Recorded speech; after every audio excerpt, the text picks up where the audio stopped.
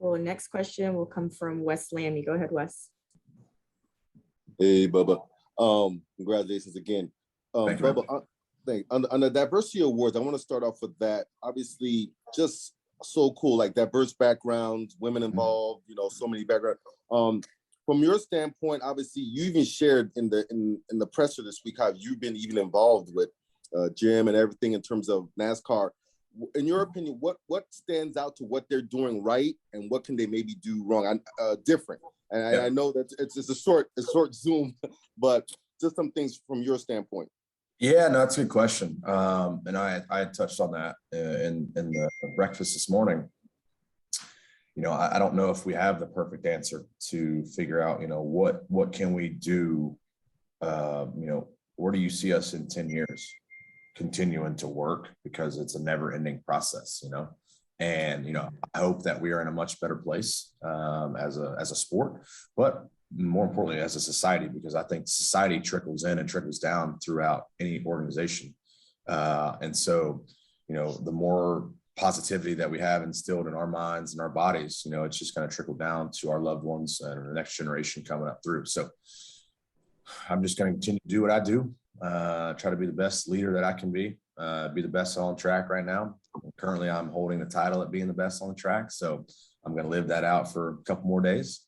Hopefully we can follow that up on Sunday again, but just go out and have fun, enjoy life, and do it in a positive and encouraging way. And I got to follow Jazz. Is that okay? Follow. Yeah, go ahead. Yeah. Okay. So, and obviously, now I'm finishing this column here. Obviously, for example, your win was pretty amazing and just the way it stood out, obviously. But I had to do a lot of my homework personally because obviously I knew about Wendell Scott, but then when I had to go deep and I'm like, whoa, there's a lot more to learn. And I just want to get your thoughts, obviously, in terms of, that December 1st when he won that race, and then obviously the culmination that finally built up, and then just NASCAR even acknowledging just past July, for example, to building onto that. Does that culminate in terms of also what you're involved in terms of your win, and then that culminating full circle around to that, to Wendell and that December 1st Sunday?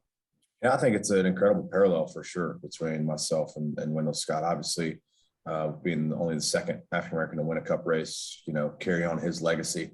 Been able to get to know the other African American drivers coming up through the ranks that came up through the ranks. Willie T. Ribbs, Bill Lester, even Mark Davis. Mark Davis and I were really good friends, still are to this day. But it's just super cool. And then even seeing the